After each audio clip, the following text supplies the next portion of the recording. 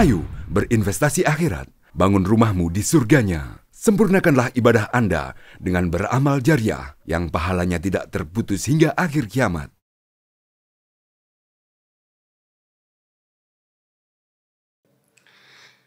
A'udzu billahi minasy syaithanir rajim.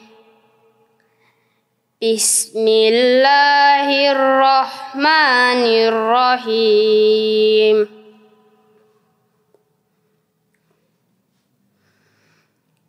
Walikulli wijhatun huwa muwalliha fastabiqul khairat. Aynama takunu ya'ti bikumullahu jami'ah. Innallaha ala kulli syai'in qadir. Wa min haitsu kharajta fawalli wajhaka syatral masjidil haram wa innahu lal haqqu mir rabbik wa maulahu bighafilin amma ta'malun. Wa min haitsu kharajta fawalli wajhaka syatral masjidil haram wa haitsu ma kuntum fawallu wujuhakum syatrahu li alla yakuna linnas li'alla yakuna linnasi 'alaikum hujjatun illal ladzina zalamu minhum fala tahsyauhum wasyawni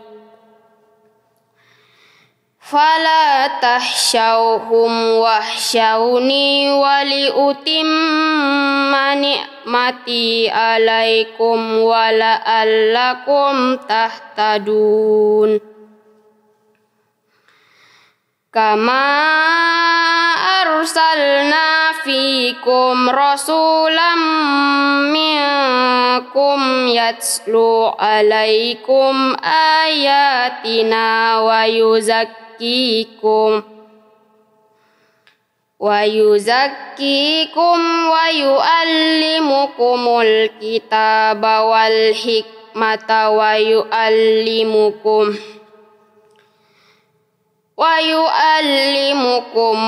ma lam takunu ta'lamun.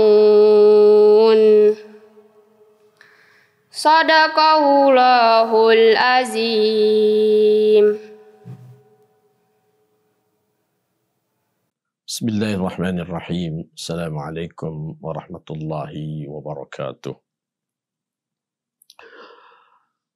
Alhamdulillahi wa kafa, wassalatu wassalamu ala rasulihil mustafa wa ala alihi wa ashabihi ahlus sidqi wal wafa.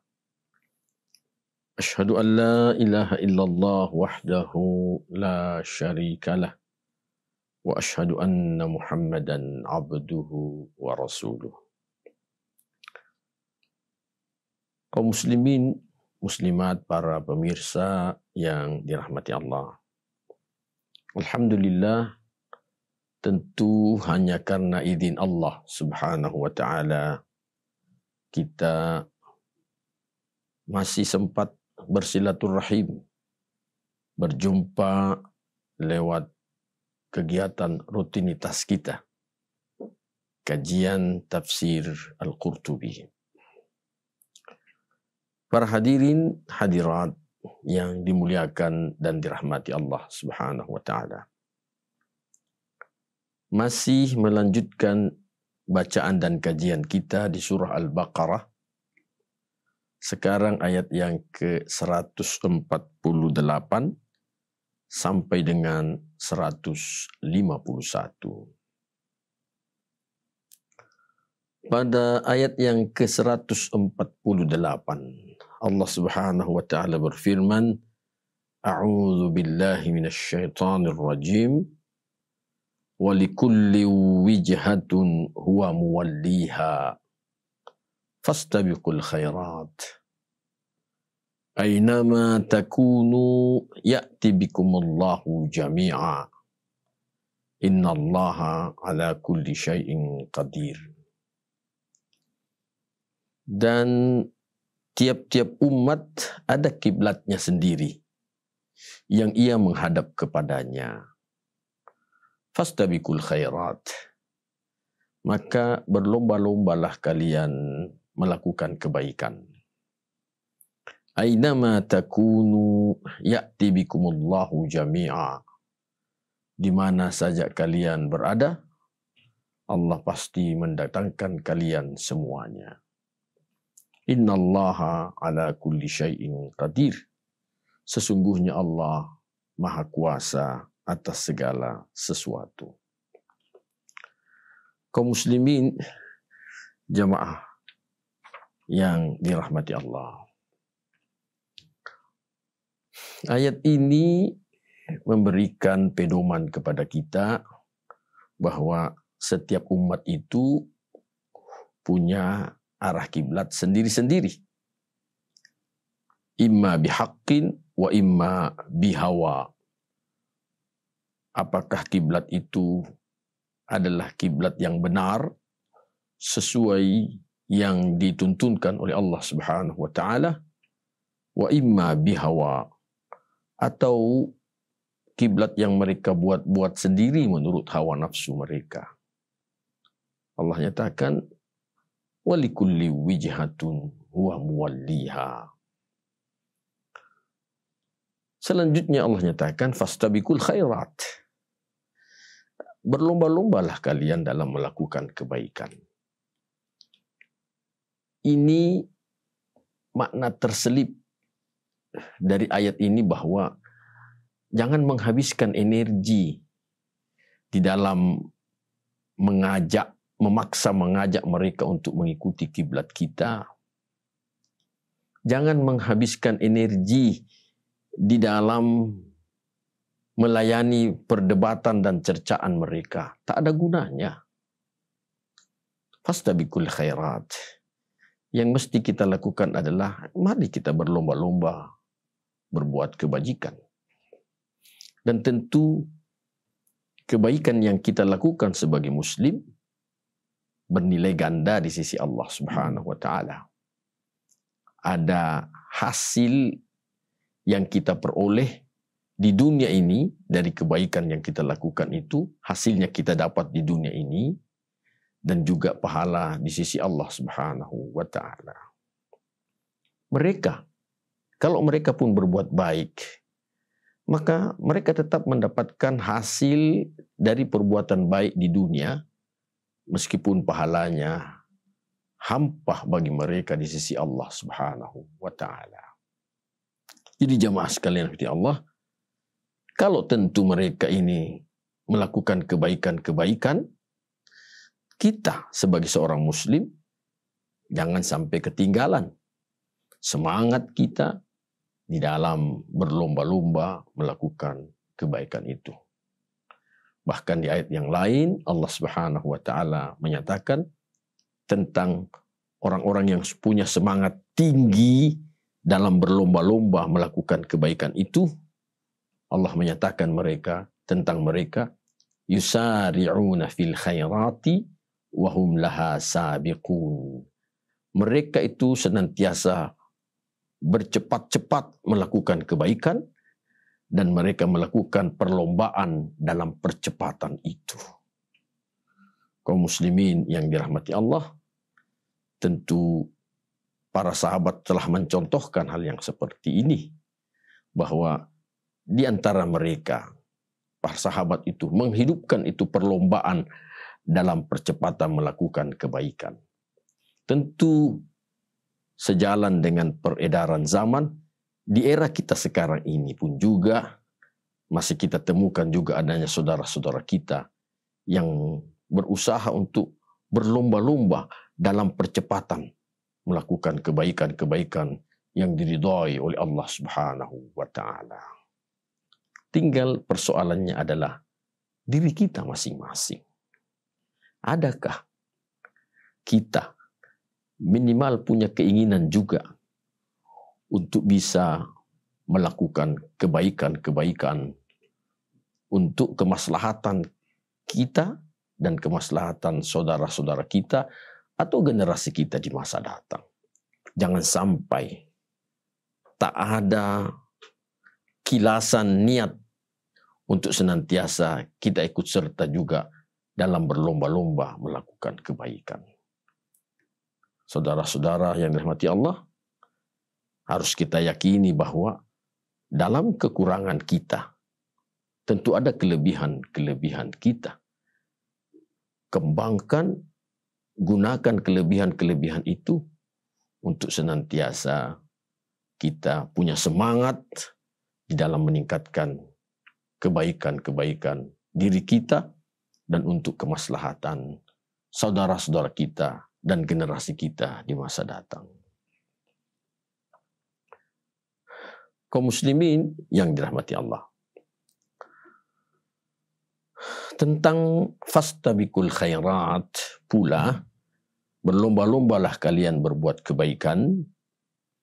Ada sebuah hadis yang diriwayatkan oleh Ad-Daraqutni dari Abi Hurairah radhiyallahu anhu, dia berkata, qala Rasulullah sallallahu alaihi wasallam, inna ahadakum la yusalli as-salata liwaqtiha wa qad taraka min al-waqti al-awwali ma huwa khairul lahu min ahlihi wa malihi. Sesungguhnya ada di antara kalian yang benar-benar dia itu salat. Salat memang pada waktunya, tetapi dia telah meninggalkan waktu yang awal. Padahal waktu yang awal itu lebih baik baginya daripada keluarganya dan hartanya. Jadi jamaah sekalian ya Allah, hadis ini seolah-olah memberi semangat sugesti kita untuk benar-benar mendawamkan salat berjamaah di awal waktu. Sebab ada juga saudara-saudara kita yang kepeduliannya kecil tentang salat di awal waktu. Berjamaah tentu. Jadi ada saudara-saudara kita itu yang merasa cukup salat berjamaah meskipun waktunya tertunda. Tapi hadis ini menunjukkan bahwa salat berjamaah yang terbaik, lebih baik daripada keluarga dan hartanya, adalah salat berjamaah di awal waktu. Dalam hadis yang lain yang juga diriwayatkan oleh Ad-Daraqutni dari Ibnu Umar radhiyallahu anhuma, dia berkata, qala Rasulullah sallallahu alaihi wasallam, khairul a'mali as-salatu fi awwali waqtiha. Sebaik-baik amalan adalah salat di awal waktunya. Kaum muslimin yang dirahmati Allah. Selanjutnya Allah Subhanahu wa taala menyatakan, ainama takunu ya'ti bikumullahu jami'a. Di mana saja kalian berada, pasti Allah akan mendatangkan kalian semuanya. Ini juga bermakna jemaah sekalian, di antara maknanya bahwa dimanapun, katakanlah dimanapun kita meninggal, kita mati, tetap semuanya pasti Allah akan kumpulkan kita pada satu tempat. Bagaimanapun keadaan seseorang itu meninggal, apakah dia meninggal dalam keadaan hancur lebur, dia meninggal dalam keadaan terbakar, tetap Allah Subhanahu wa taala bisa merangkai semua dengan mudahnya.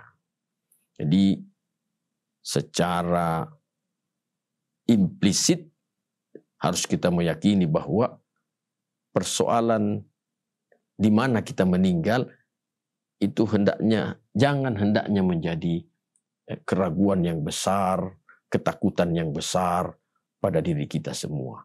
Sebab ada di antara saudara-saudara kita yang takut mati di tempat di mana dia tidak ada yang mengurusnya.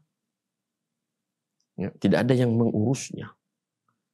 Jadi kaum muslimin yang dirahmati Allah, bagaimana dengan saudara-saudara kita yang karena takdir Allah Subhanahu wa taala kemudian kapalnya tenggelam, dia naik kapal, kapalnya tenggelam, ya, kemudian tak ditemukan jenazahnya, dia terkubur di kedalaman lautan.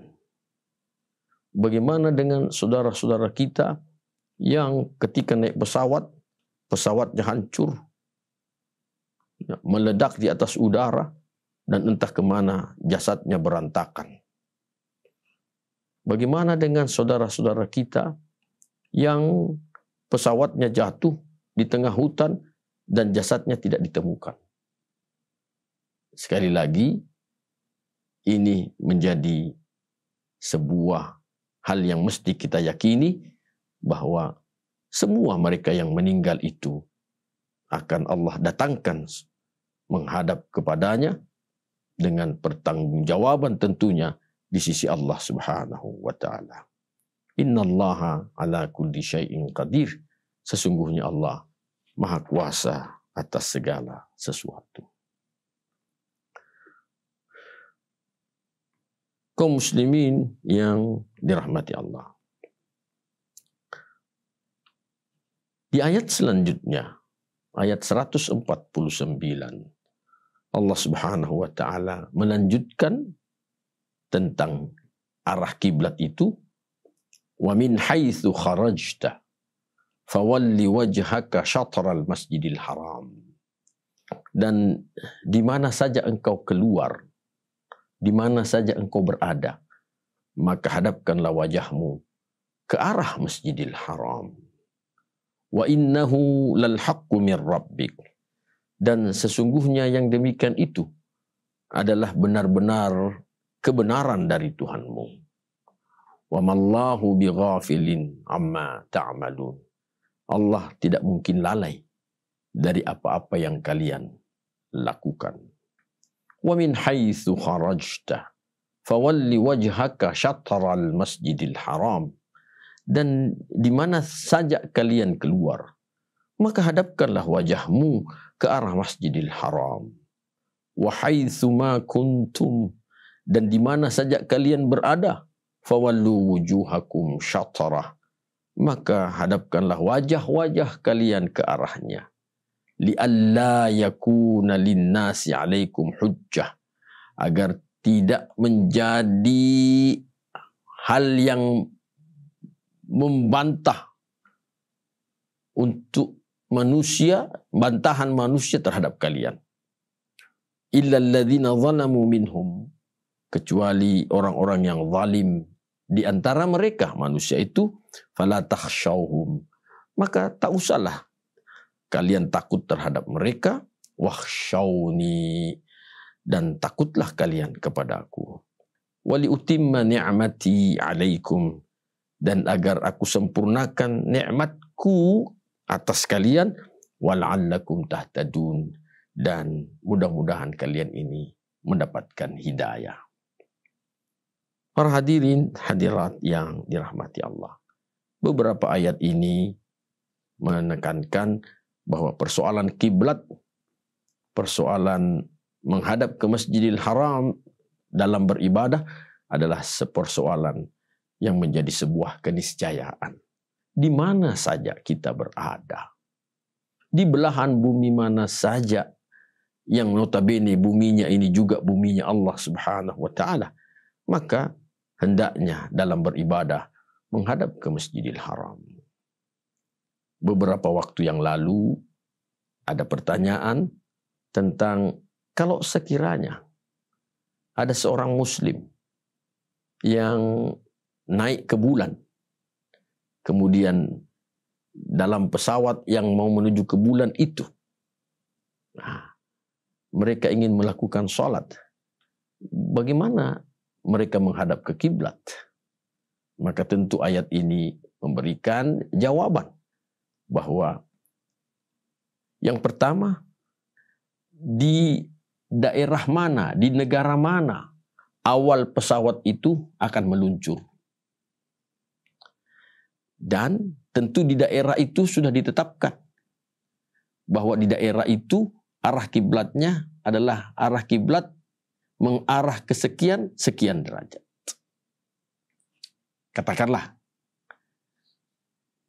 pesawat ruang angkasa ini akan meluncur dan diluncurkan di salah satu daerah di Amerika. Maka salah satu daerah di Amerika itu, mereka yang muslim di situ, kalau ingin sholat, menghadap kiblatnya ke arah mana? Itulah yang dijadikan sebagai ketetapan dasar. Jadi begitu dia meluncur naik ke atas ke ruang angkasa, maka tentu ketetapan dasar arah kiblat itulah yang dijadikan sebagai dasar ketika dia mau sholat, menghadap ke arah yang seperti itu. Jadi jangan sampai karena dia sudah tiba di ruang angkasa sehingga ketika dia sholat dia menghadap ke bawah. Tidak. Karena ulama kita sudah menyatakan bahwa kiblat itu, arah kiblat, kalau ditarik garis lurus ke atas, itu sejajar dengan arasnya Allah Subhanahu wa ta'ala. Jadi bukan dia menyembah kiblatnya, Ka'bahnya, tidak. Tetapi menyatukan arah. Dia menyembah ke arah yang sudah ditentukan oleh Allah Subhanahu wa ta'ala. Kaum muslimin yang dirahmati Allah. Sekali lagi, tak ada yang sulit, tak ada yang lucu, ya, tak ada yang lucu yang bisa dijadikan sebagai bahan lelucon tentang persoalan arah kiblat itu sendiri. Karena betapapun juga pada dasarnya bahwa sekali lagi beribadah menghadap Masjidil Haram itu sebuah keniscayaan, meskipun ada ayat yang lain yang nanti akan kita bahas, ada hal-hal yang menjadi pengecualian. Ya, kebolehannya kita tidak pas menghadap ke Masjidil Haram, ya, disebabkan karena benar-benar terhalangnya seseorang untuk bisa mengetahui arah Masjidil Haram. Dan itu Allah Subhanahu wa ta'ala menyatakan, fa'ainama tuwallu fathamma wajhullah. Di mana saja kalian menghadap, maka disitulah juga ada wajahnya Allah Subhanahu wa ta'ala. Kaum muslimin yang dirahmati Allah.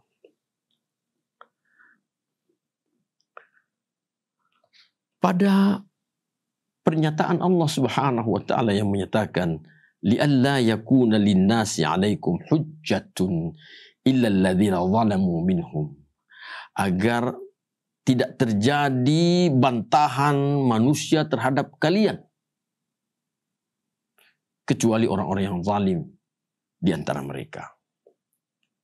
Mujahid berkata, yang dimaksudkan dengan orang-orang yang membantah, yang mendebat itu adalah musyrikul Arab. Orang-orang musyrik Arab. Wa hujjatuhum qauluhum, yang dimaksud dengan bantahan mereka adalah perkataan mereka, raja'ta qiblatana. Hei Muhammad, kau sudah kembali menghadap ke arah kiblat kami. Wa qad ujibu an hadza biqaulihi, dan ucapan mereka ini dijawab oleh Allah Subhanahu wa ta'ala dengan sabdanya Allah Subhanahu wa ta'ala, kullillahil masyriq wal maghrib. Katakanlah hai Muhammad, kepunyaan Allah timur dan barat. Semua ini adalah kepunyaannya Allah Subhanahu wa ta'ala. Jadi kami menghadap ke kiblat, kembali menghadap ke kiblat. Kiblat kami menghadap ke Masjidil Haram karena perintah Allah Subhanahu wa ta'ala. Bukan karena mengikuti keinginan kalian. Tidak. Tapi karena perintah Allah Subhanahu wa ta'ala. Dan perintah Allah bagi orang yang beriman. As-sam'u wa ta'ah. Kami dengar dan kami berusaha untuk taati. Kaum muslimin yang dirahmati Allah. Selanjutnya pernyataan Allah Subhanahu wa ta'ala yang menyatakan fala takhshawhum wakhshawni. Fala takhshawhum yang dimaksudkan adalah yuridu annas. Tak usah takuti. Tak usah takut dengan cemohan cercaan mereka. Tak usah. Tak usah peduli. Wakhshawni. Tetapi hendaknya kalian takut kepadaku. Kepada Allah Subhanahu wa ta'ala. Hendaknya semua kita ini takut. Kaum muslimin yang dirahmati Allah. Apa itu fala takhshaw? Al-khasyah. Apa itu al-khasyah? Takut. Ulama kita menjelaskan al-khasyatu asluha tuma'ninatun fil qalb, yaitu ketenangan di dalam hati. Ya. Jadi khasyah fala takhshawni, al khasyatu adalah at-tuma'ninatu fil qalb. Adanya ketenangan di dalam hati. Kita takut kepada Allah, artinya hati kita tenang di dalam mendekatkan diri kepada Allah Subhanahu wa ta'ala. Hati kita tenang ketika kita menjauhkan diri dari yang dilarang oleh Allah Subhanahu wa ta'ala. Hati kita tenang ketika kita melakukan hal-hal yang diperintahkan oleh Allah Subhanahu wa ta'ala. Adapun al-khawf, ya, khauf juga diartikan dengan takut. Cuma terjadi perbedaan antara al-khasyah dengan al-khawf. Al-khasyah kita sudah jelaskan. Adapun al-khawf adalah naz'ul qalb takhifu lahu al-a'dha, yaitu bergetarnya hati, getaran hati yang diiringi dengan takutnya berbagai macam anggota badan kita. Takutnya hati yang dibarengi dengan adanya, bergetarnya hati yang dibarengi dengan takutnya berbagai anggota badan kita. Kaum muslimin yang dirahmati Allah. Mungkin ada di antara kita yang punya pengalaman. Ya. Ketika dia melihat sesuatu, lantas dia takut dia, ya, maka dia menjadi gemetar disebabkan karena ketakutannya. Lututnya pun juga gemetar karena dia takut. Ada juga di antaranya saudara-saudara kita yang karena ketakutan yang sedikit memuncak, dia tidak menyadari kalau dia buang air kecil di dalam ketakutannya. Jemaah yang dirahmati Allah. Quran menggambarkan ketika terjadi kiamat, maka seorang ibu yang lagi hamil, karena takutnya dengan kejadian yang sangat dahsyat itu, sehingga dia menggugurkan. Dia gugur, kandungannya gugur. Seorang bayi yang masih minum ASI dari ibunya, karena takutnya terhadap kiamat itu, sehingga bayi tadi rambutnya jadi memutih. Inilah al-khawf. Khauf. kita kepada Allah juga ya khasyah. Kita takut kepada Allah, tapi juga kita khauf juga kepada Allah Subhanahu wa taala. Kita khauf juga kepada Allah. Artinya kita ini, hati kita bergetar ketika melihat kebesaran Allah Subhanahu wa taala. Kebesaran Allah itu di antaranya katakanlah berupa bencana Allah Subhanahu wa taala. Tetapi seluruh anggota badan kita pun juga tak kuasa kita mengontrol ketakutan dari anggota badan kita itu. Dan jemaah sekalian rahmati Allah, mudah-mudahan kita semua berharap tentu khasyah dan khauf kita ini kesemuanya diridhai oleh Allah Subhanahu wa taala. Kaum muslimin yang dirahmati Allah. Pada ayat yang ke-151 Allah Subhanahu wa taala menyatakan, "Kama arsalna fikum rasulan minkum." Sebagaimana kami telah mengutus seorang rasul pada kalian, yatlu alaikum ayatina. Dia, rasul itu, membacakan kepada kalian ayat-ayat kami. Wa yuzakkikum. Juga mensucikan kalian. Wa yu'allimukumul kitab wal hikmah. Dia mengajarkan kepada kalian Alkitab dan Al-Hikmah. Wa yu'allimukum ma lam takunu ta'lamun. Dan dia juga mengajarkan kepada kalian apa yang dahulu kala kalian tidak ketahui. Rasul yang diutus oleh Allah tentu dari kalangan intern kaum itu sendiri. Nabi Musa alaihissalam diutus dari kalangan Bani Israel karena memang beliau juga keturunan Bani Israel. Nabi Isa alaihissalam diutus dari kalangan Bani Israel. Nabi Muhammad sallallahu alaihi wasallam awalnya dia diutus untuk kalangan Bani orang-orang Arab. Tetapi misi umum dari Rasulullah SAW adalah Allah nyatakan, "Wa ma arsalnaka illa rahmatan lil alamin. Wa ma arsalnaka illa kaffatan linnas." Tidaklah kami mengutus engkau, wahai Muhammad, kecuali menjadi rahmat untuk seluruh manusia di alam ini. Tidaklah kami mengutus engkau, wahai Muhammad, kecuali untuk seluruh manusia yang ada di dunia ini. Jadi kaum muslimin yang dirahmati Allah,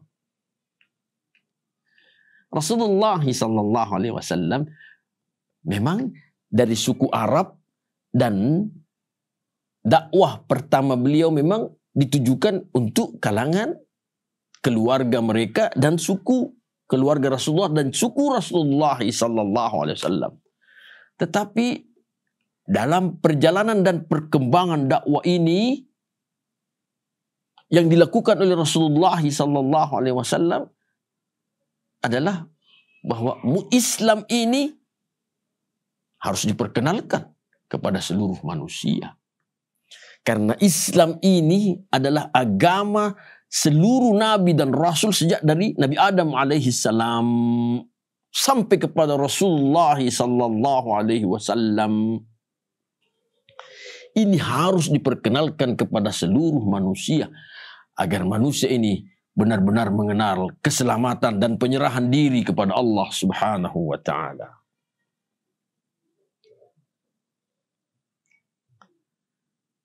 Tugas seorang rasul adalah yang pertama, yatlu alaikum ayatina. Dia membacakan kepada kalian ayat-ayat kami. Ayat-ayat Allah Subhanahu wa taala. Meskipun ulama kita menyatakan bahwa ayat Allah itu terbagi dua. Ada ayat qauliyah, firman Allah Subhanahu wa taala, wajib bagi seorang rasul itu mengucapkan, menyampaikan firman Allah Subhanahu wa taala yang diturunkan, yang diwahyukan kepadanya. Dan tentu Rasulullah tidak pernah menyembunyikan firman Allah Subhanahu wa taala. Ini juga yang ditekankan kepada pewaris Nabi. Pewaris Nabi, al-ulama, jangan sampai mereka itu menyembunyikan di antaranya ayat-ayat Allah Subhanahu wa taala. Dan ini Allah ancamkan. Innal ladzina yaktumuna ma anzalallahu minal bayyinati wal huda min ba'di ma bayyannahu linnas ulaika yal'anuhumullah. Sesungguhnya orang-orang yang menyembunyikan apa yang kami telah turunkan, padahal sudah kami jelaskan kepada manusia. Ulaika yal'anuhumullah. Mereka itulah orang-orang yang dilaknat oleh Allah. Wal malaika. Dan juga dilaknat oleh para malaikat. Wan nasi ajma'in. Juga dia mendapatkan laknatnya manusia yang suka melaknat. Jadi, tak boleh. Tidak boleh seseorang itu yang mengaku diri pengikut Rasulullah sallallahu alaihi wasallam menyembunyikan ayat-ayat Allah Subhanahu wa taala. Harus disampaikan kepada umat ini. Tentu bahasa yang dipakai adalah bahasa yang bijak. Bahasa yang bijaksana. Ud'u ila sabili rabbika bil hikmah wal mau'izatil hasanah wajadilhum billati hiya ahsan. Ajaklah orang, dakwahi orang dengan cara yang bijaksana.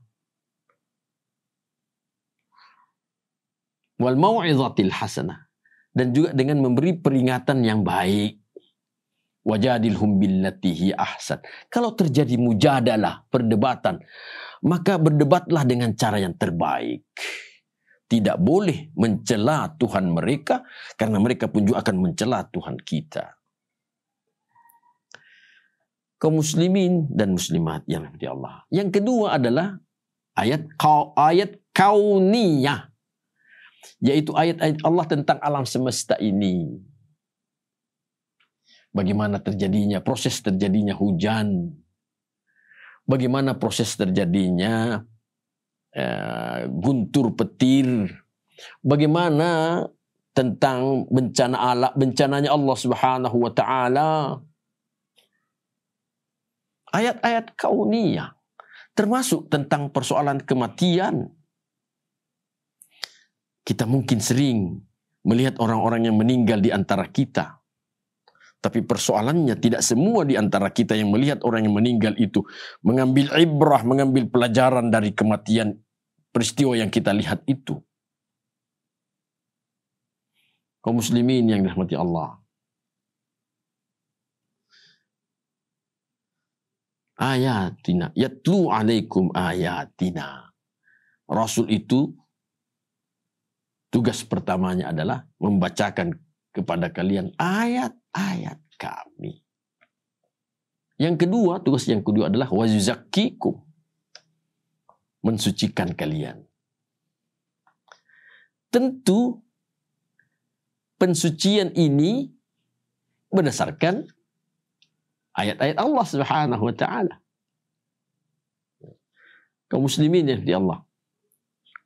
Wa yuzakkikum, itu yang kita kenal dengan bahasa yang mungkin lebih akrab di telinga kita adalah tazkiyatun nafas. Tazkiyatun nafas. Kebersihan jiwa atau kebersihan hati. Ini sebuah keniscayaan. Artinya seorang muslim tak bisa mengabaikan, tak boleh mengabaikan kebersihan hati atau kebersihan jiwanya. Setiap muslim harus punya kepedulian yang serius untuk itu. Ada dua dasarnya, kaum muslim sekalian. Mengapa tazkiyatun nafas, kebersihan hati, kebersihan jiwa itu penting? Dua dasarnya. Yang pertama adalah karena kita semua menginginkan keberuntungan hidup di dunia. Dan untuk bisa mendapatkan keberuntungan, kesuksesan hidup di dunia, modal utamanya adalah jiwa kita, hati kita harus bersih. Itu modal yang utama dan pertama. Allah Subhanahu wa taala menyatakan, "Qad aflaha man zakkaha wa qad khaba man dassaha." Sungguh beruntunglah orang yang membersihkan hatinya, membersihkan jiwanya, dan merugilah orang yang mengotorinya. Yang kedua, karena kita ingin mendapatkan keselamatan di hari akhirat nanti. Dan modal utamanya untuk bisa selamat di hari akhirat, modal utama dan pertama adalah jiwa dan hati kita harus bersih. Allah nyatakan pula dalam Al-Quran, "Yawma la yanfa'u malun wala banunun illa man atallaha biqalbin salim." Pada hari itu, pada hari penghisaban, tak berguna harta, tak berguna anak-anak kita, kecuali siapa yang menghadap kepada Allah dengan hati yang penuh penyerahan diri kepada Allah Subhanahu wa ta'ala. Kaum muslimin yang dirahmati Allah, tak ada yang bisa dilakukan oleh mereka yang melimpah hartanya di dunia ini. Di hadapan Allah tak ada gunanya. Tak ada gunanya. Begitupun juga mereka yang punya anak-anak yang hebat. Hebat anak-anaknya. Luar biasa. Ya. Anak-anaknya, katakanlah semuanya lawyer, pakar hukum. Lantas ketika diadili oleh Allah Subhanahu wa ta'ala, maka anak-anaknya yang lawyer ini, yang pakar hukum ini mau membela ayahnya, tidak bisa. Tidak akan pernah bisa. Setiap orang bertanggung jawab di hadapan Allah Subhanahu wa ta'ala. Masing-masing. Dan tak ada yang bisa menolongnya. Hanya perbuatan amalnya, perbuatan baiknya, yang bisa menolong dia di hadapan Allah Subhanahu wa ta'ala. Kaum muslimin yang dirahmati Allah. Selanjutnya adalah apa yang mesti kita lakukan agar hati dan jiwa kita ini bersih. Hal-hal yang mesti kita lakukan agar kita mendapatkan itu tazkiyatun nafas, kebersihan hati, kebersihan jiwa. Yang pertama jemaah sekalian adalah perhatikan dan perbaiki kuantitas dan kualitas salat wajib kita. Karena salat ini Allah jaminkan, Allah nyatakan, wa aqimis salata innas salata tanha 'anil fahsya'i wal munkar. Dirikan salat karena salat itu bisa mencegah perbuatan keji dan mungkar. Artinya kalau mau jadi orang baik di dunia, jadilah penegak salat. Tentu baik pula di akhirat. Bagaimana dengan mereka yang sudah sholat, sudah kelihatan sholat, tapi masih juga berbuat jahat? Artinya sholatnya belum baik. Bukan janji Allah, bukan jaminan Allah yang tidak benar, tapi sholatnya belum baik. Bukankah juga Allah mengingatkan kita dalam surah Al-Ma'un? Allah nyatakan, fawailul lil musallin. Celaka, neraka wail bagi orang yang sholat. Kata wail, jemaah yang dirahmati Allah, ada dua pengertiannya. Yang pertama, al-wailu huwal halak. Wail itu artinya celaka, binasa. Yang kedua, al-wail ismu wadin finnar. Wail itu adalah nama sebuah lembah di neraka. Jadi fawailul lil musallin, maka wail bagi orang salat, artinya di dunia dia binasa, dia celaka, di akhirat dia akan menempati lembah yang namanya wail. Siapa itu yang celaka binasa? Ya, orang yang salat itu alladzina hum an salatihim sahun, yaitu orang yang lalai di dalam salatnya. Lalai di dalam salatnya, salah satu di antaranya dampaknya, gambarannya adalah salatnya tidak mencegah dia dari perbuatan keji dan mungkar. Ini hendaknya kita introspeksi diri kaum muslimin yang Allah.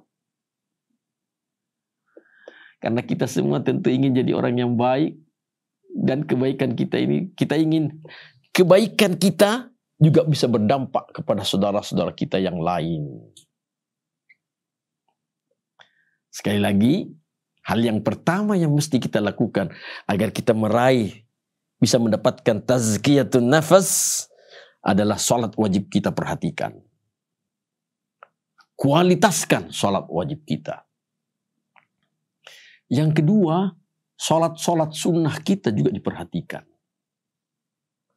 Salat sunnah ini jemaah sekalian tentu banyak manfaatnya. Yang pertama, salat sunnah yang kita lakukan itu, Rasulullah menyatakan, ini melengkapi kekurangan-kekurangan dari salat wajib yang kita lakukan. Tak ada di antara kita kaum muslimin, siapapun juga, yang meyakini bahwa salat yang sudah dilakukannya itu sudah 100% khusyuknya. Nggak ada. Hanya Rasulullah SAW yang sempurna kehusyukan dari salat beliau. Kita ada kekurangan-kekurangan kita pada salat wajib yang kita lakukan. Tetapi Allah Maha Rahman. Allah akan menutupi kekurangan-kekurangan, menyempurnakan kekurangan-kekurangan salat fardu kita dengan kita melakukan salat sunnah. Jadi penting salat sunnah itu diperhatikan. Yang kedua, mereka yang mementingkan, memperhatikan salat sunnahnya itu sebagai bukti bahwa dia berusaha memang mencontoh, mencintai Rasulullah sallallahu alaihi wasallam. Rasulullah tidak pernah abai pada salat sunnah beliau. Tidak pernah. Jangan sampai kita, saudara-saudara kita, ada yang tidak memperhatikan salat sunnahnya, kemudian mengaku diri orang yang paling cinta dengan Rasulullah sallallahu alaihi wasallam. Inilah yang oleh pepatah nenek moyang kita mengatakan cinta yang bertepuk sebelah tangan. Tentu tidak bersambut. Syekh Ibrahim bin Adham menyatakan, idda'aitu hubba Rasulillah wa taraktum sunnatahu. Kalian memproklamirkan diri, menyatakan kepada orang-orang bahwa kalian mencintai Rasulullah. Tapi masalahnya adalah kalian meninggalkan sunnah Rasulullah. Inilah cinta yang bertepuk sebelah tangan. Cinta palsu. Tidak diakui oleh Rasulullah sallallahu alaihi wasallam. Mencintai Rasulullah itu artinya harus dibuktikan dengan mengikuti sunnah-sunnah Rasulullah sallallahu alaihi wasallam.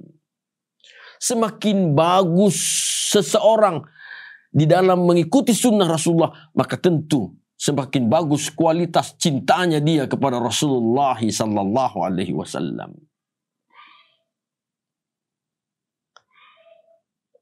Yang ketiga, salat-salat sunnah itu menunjukkan pula tingkatan kemuliaan seseorang di sisi Allah Subhanahu wa taala di hari akhirat kelak. Coba perhatikan jemaah sekalian, sebuah hadis yang sahih. Rasulullah menyatakan, siapa yang menjaga 12 rakaat salat sunnahnya dalam sehari semalam, maka Allah akan membangunkan baginya rumah di surga. 12 rakaat salat sunnah itu sehari semalam, itu adalah 1, 2 rakaat sebelum salat subuh. Dan 2 rakaat sebelum salat subuh ini dalam hadis yang lain Rasulullah menyatakan raka'atani qabla al-fajr khairum minad dunya wa ma fiha. Salat sunnah 2 rakaat sebelum salat subuh itu lebih baik daripada dunia dengan segala isinya. 2, 4 rakaat sebelum salat zuhur. Kemudian yang ketiga 2 rakaat sesudah salat zuhur. Jadi sudah 6. Terus yang selanjutnya adalah 2 rakaat sesudah salat maghrib. Dan yang terakhir adalah 2 rakaat sesudah salat isya. Jadi 2 rakaat sebelum salat subuh, 4 rakaat sebelum salat zuhur, sudah 6. 2 rakaat sesudah salat zuhur, 8. 2 rakaat sesudah salat maghrib, sudah 10. Dan 2 rakaat sesudah salat isya, 12 rakaat. Rasul menyatakan siapa yang menjaga 12 rakaat salat sunnahnya dalam sehari semalam, Allah akan membangunkan baginya rumah di surga. Ini menunjukkan ada kemuliaan tersendiri bagi mereka yang menjaga 12 rakaat salat sunnahnya. Buktinya dibangunkan rumah di surga. Hal yang ketiga yang mesti kita lakukan jemaah sekalian supaya kita memperoleh tazkiyatun nafas, rajin membaca Al-Quran. Syekh Hasan Al-Banna rahimahullah, beliau menyatakan wajib setiap muslim untuk membaca Al-Quran dalam lintasan waktunya 24 jam. Artinya dalam sehari tidak boleh ada waktu yang tidak dia membaca Al-Quran. Wajib hukumnya setiap muslim membaca Al-Quran dalam lintasan waktunya 24 jam.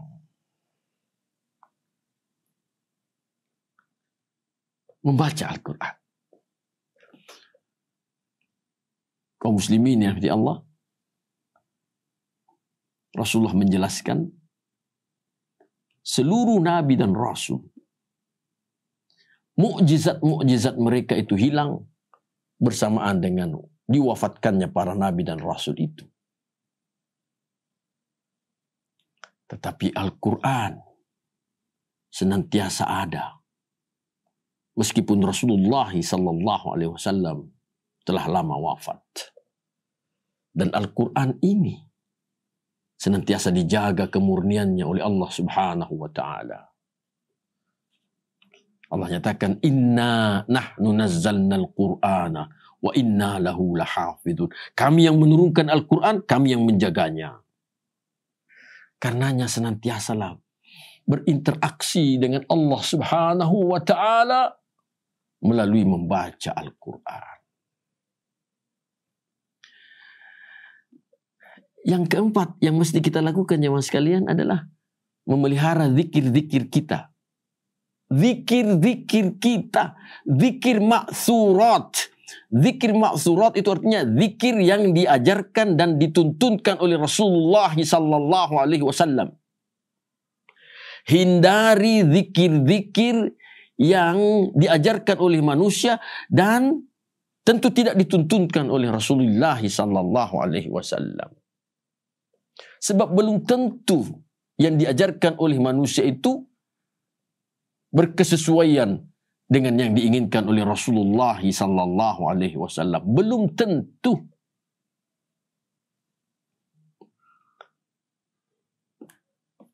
Yang kelima, jaga makanan kita, bahwa yang kita konsumsi adalah makanan-makanan yang halal, thayyib. Makanan yang halal, thayyib. Karena makanan yang halal melahirkan tetesan darah yang bersih. Dan tetesan darah yang bersih ini besar peranannya dalam pembentukan hati yang bersih. Sebaliknya, makanan yang haram melahirkan tetesan darah yang kotor. Dan tetesan darah yang kotor ini besar peranannya pula dalam membentuk hati yang kotor. Rasulullah menyatakan, inna fil jasadi mudghatan. Dalam tubuh manusia ada segumpal darah. Idza salahat, jika yang segumpal darah itu baik, salahal jasadu kullu. Seluruh tubuh manusia juga akan baik. Wa idza fasadat, tapi jika yang segumpal darah itu rusak, fasadal jasadu kullu. Seluruh tubuh manusia juga akan rusak. Ala wahiyal qalbu. Ketahuilah bahwa yang segumpal darah itu adalah hati. Hati, tempat bersemayamnya iman. Kalau hati ini dari darah kotor, maka iman akan tertolak, hidayah tertolak. Sebaliknya kalau hati ini dari darah yang bersih, karena makanan yang kita konsumsi adalah makanan yang halal, maka insya Allah hidayah mudah masuk dan akan tertancap dengan kuat di hati kita. Yang keenam yang mesti kita lakukan dalam upaya agar hati kita, jiwa kita bersih adalah jangan membiasakan perbuatan-perbuatan yang buruk meskipun itu kecil. Jangan terbiasa melakukan hal-hal yang buruk, dosa kecil yang berketerusan. Karena dosa kecil yang berketerusan terus dilakukan, terus dilakukan, terus dilakukan. Rasulullah menyatakan satu saat dia akan berubah menjadi dosa besar. Itu sebabnya sehingga Rasulullah menyatakan, iyyakum wa muhaqqiratudz dzunubi. Jauhilah kalian dosa-dosa kecil yang kalian anggap remeh, yang kalian anggap enteng. Fa innahunna yajtami'na 'alal rajuli hatta yuhlikannahu. Karena sesungguhnya dosa kecil itu kalau sudah berhimpun pada diri seseorang terus-menerus dilakukan, maka dia akan berubah menjadi dosa besar dan membinasakan orang yang melakukannya. Kita kembali jemaah sekalian, bahwa tazkiyatun nafas, kebersihan hati, kebersihan jiwa adalah sebuah keniscayaan yang mesti kita perjuangkan pada diri kita. Baru setelah itu langkah kedua pada generasi kita, keluarga kita. Wa yu'allimukumul kitaba. Rasulullah juga mengajarkan kepada kita Alkitab, Al-Quran, wal hikmah, hal-hal yang bijak. Hal yang bijak. Wa yu'allimukum ma lam takunu ta'lamun. Rasulullah juga mengajarkan kepada kita hal-hal yang sebelumnya kita tidak ketahui. Apa yang diucapkan oleh Rasulullah tentu bimbingan dari Allah Subhanahu wa taala. Wa ma yantiqu 'anil hawa in huwa illa wahyun yuha. Tidaklah Muhammad itu bertutur kata menurut hawa nafsu pribadi beliau, tidak, melainkan wahyu dari Allah Subhanahu wa taala. Karenanya jemaah sekalian, kaum muslimin dan muslimat, tidak ada pilihan lain. Kalau kita mengaku diri sebagai orang yang beriman, mari kita buktikan keimanan kita. Jangan sampai kita hanya sebatas orang-orang yang mengaku saja tetapi tidak diakui oleh Allah Subhanahu wa taala. Bagaimana? Apa yang harus kita lakukan? Sebagai bukti keimanan kita, taat kepada Allah. Yang kedua, taat kepada Rasulullah sallallahu alaihi wasallam. Semoga Allah Subhanahu wa taala senantiasa menghimpun kita semua ke dalam kelompok hamba-hambanya yang dirahmati oleh Allah Subhanahu wa taala. Hadanallahu wa iyyakum ajma'in. Assalamualaikum warahmatullahi wabarakatuh. Ayo dukung media dakwah Masjid Agung Al-Akbar dengan ikut berdonasi pengadaan alat multimedia dan operasional dakwah. Usia boleh terputus, pahala jariah mengalir terus.